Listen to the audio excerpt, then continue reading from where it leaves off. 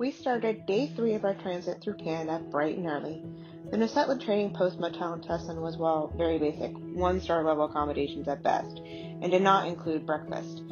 We hit the road about 6:30 in the morning so we could exit the Yukon territory to make our 24-hour time limit there.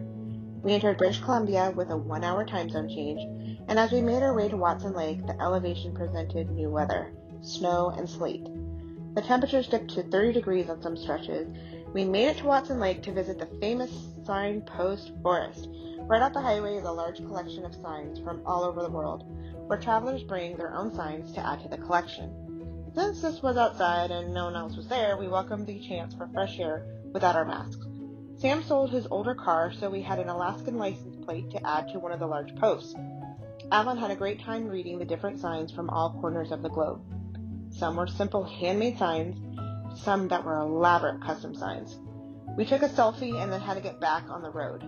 There were long stretches of no cell signal or data, despite our cell booster system that Sam installed in and on the van. One of the prettiest side stops was Muncho Lake. It was chilly out, but worth the stop. The water was blue and green and just beautiful. Mid-afternoon, we stopped at a family-owned campground, known for its homemade cinnamon rolls. We got one huge roll to share, and Alvin made a new friend who really liked his belly rub. The drive on day 3 from Teslin to Fort Nelson had so much wildlife. Sam couldn't pass up the chance to squeeze in another dad joke. And it's a gorgeous day. We've seen a lot of wildlife along the way. What kind of things have we seen, Avalyn? We saw buffalo and a lot of black bears. And bison. I said bison. You said bison? Yeah. Hey, Avalyn, what did the father bison say to the son? What? Bison. Today, day 4 of our trip, we slept in a little bit since our schedule had under 7 hours of driving, and we pushed hard the last 3 days. The weather started out sunny, so when we stopped for a potty break, Sam got out the drone to show how there were super long stretches of the highway going through so much wilderness. Avalyn got a turn flying the drone too. We made it a couple more hours on the road and stopped for a very quick lunch in Fort St. John. Avalyn needed a post-lunch nap and woke up right before we entered into Alberta. There was another time zone change and the road opened up to a 4-lane divided highway. So much better for passing large trucks than the 1-lane each direction type highways we had been on since we started. So we just made it to our hotel here in Grande Prairie, Alberta.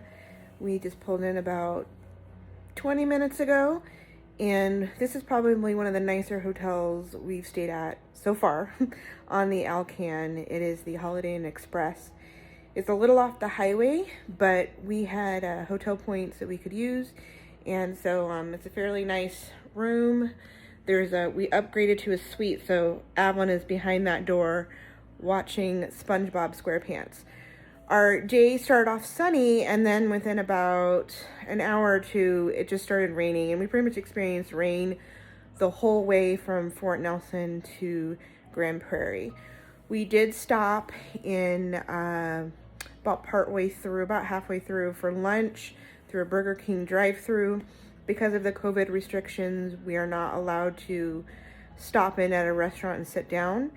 And so drive-through is okay, or picking up things at a gas station is fine.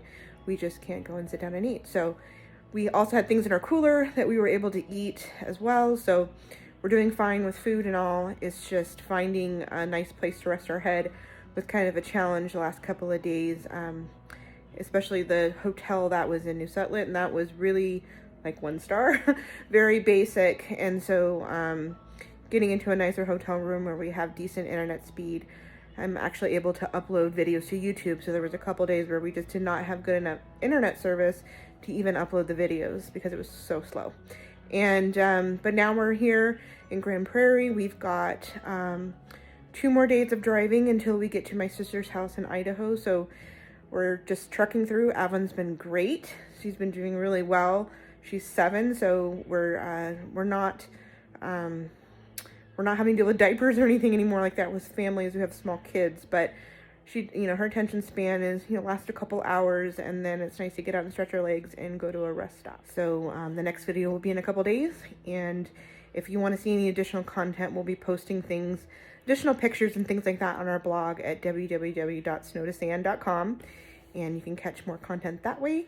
And if you have any questions, feel free to put questions in the comment box below, and we'll be happy to answer your questions about what it's like to travel through Canada.